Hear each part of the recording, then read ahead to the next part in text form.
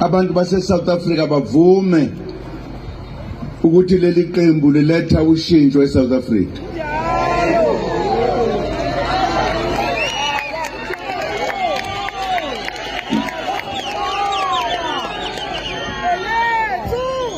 Laba fwethu abakhona bakanye nathi la namhlanje akubona bodwa, maningi amaqembu akhona azovota nathi ngoba thina ndlu emnyama kade yayihlupheka sithi elamanqamu lelilanga elizayo kule nyanga sithela amanqamu sizolithatha ngo 2/3 majority